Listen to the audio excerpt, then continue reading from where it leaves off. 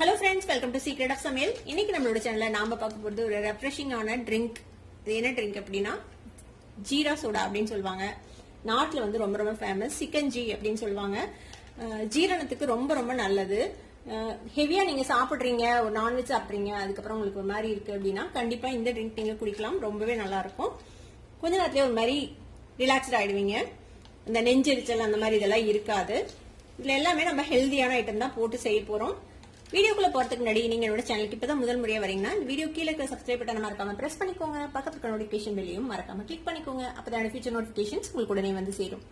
சரி வாங்க, இப்போ இந்த டெலிஷியஸான ஹெல்தியான ஒரு ஜீரா சோடா எப்படி செய்யலாம்னு பார்க்கலாம். வடச்சட்டி அடுப்புல வச்சிருக்கேன். மீடியம் ஃபிளேம்ல வச்சுக்கோங்க. ஒரு 2 டேபிள் ஸ்பூன் அளவுக்கு சீரகம் எடுத்து வச்சிருக்கேன்.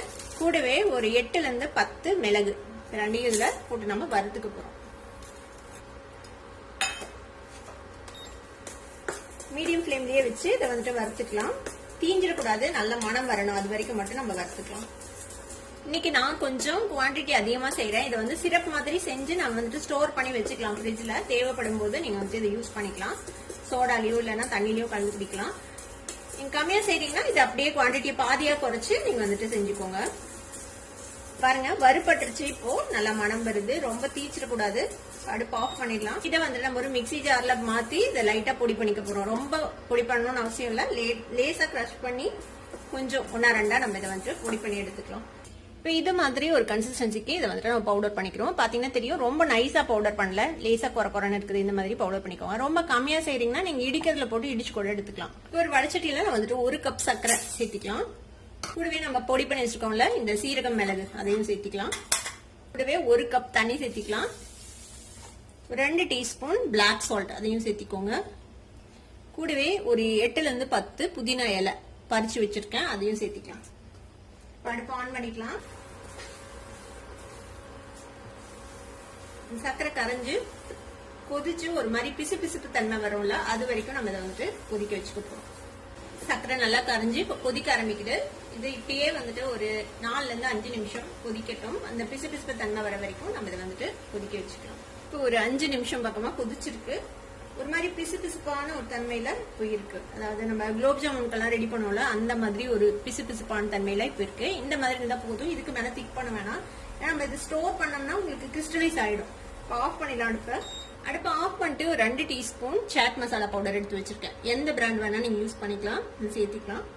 இது இதோட சேர்த்து நல்லா மிக்ஸ் பண்ணி விட்டுலாம். இதை வந்துட்டு நம்ம வடிகட்டிக்க போறோம். உங்களுக்கு அந்த கொஞ்சம் கூட அந்த சீரகத்தோட இதே தெரியக்கூடாது அப்படின்னா நல்ல மெல்லிசான சல்லடையில வடிச்சுக்கோங்க. இப்ப கொஞ்சம் இருந்தா பரவாயில்ல அப்படின்னா கொஞ்சம் பெரிய கண்ணு இருக்கிற சல்லடையில நீங்க வந்துட்டு வடிச்சுக்கலாம். நம்ம வடிச்சு எடுத்துக்கலாம். இப்ப இது மாதிரி ஒரு வடிகட்டி வச்சு நம்ம இதை வடிச்சு எடுத்துக்கலாம்.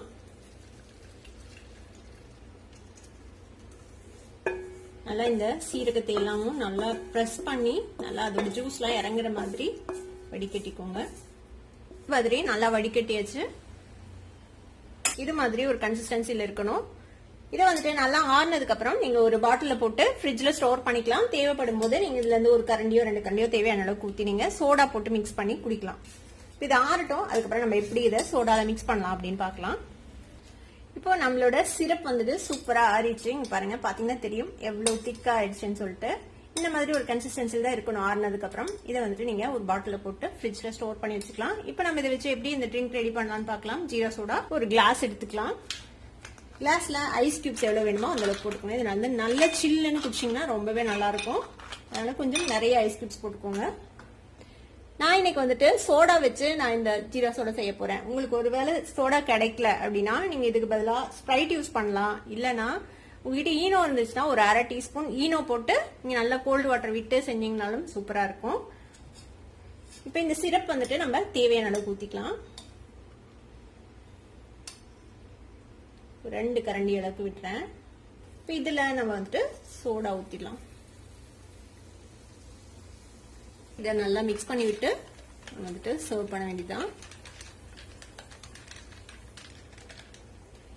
நம்மளோட ரெஃப்ரெஷிங்கான ஜீரா சோடா ரெடி ஆயிடுச்சு. இந்த சூப்பரான ஜீரா சோடாவை நீங்களும் ட்ரை பண்ணி பாருங்க. ட்ரை பண்ணி பார்த்துட்டு எப்படி இருந்தது அப்படின்னு கமெண்ட்ஸ்ல ஃபீட்பேக் கொடுங்க. இந்த வீடியோ உங்களுக்கு பிடிச்சிருந்தா சப்ஸ்கிரைப் பண்ணுங்க. பக்கத்துக்கு பெல் ஐகானை கிளிக் பண்ணுங்க. அப்பதான் ஃபியூச்சர் நோட்டிபிகேஷன்ஸ் உங்களுக்கு உடனே வந்து சேரும். லைக் பண்ணுங்க, ஷேர் பண்ணுங்க. தேங்க்யூ ஃபார் வாட்சிங் this video viewers. Bye by.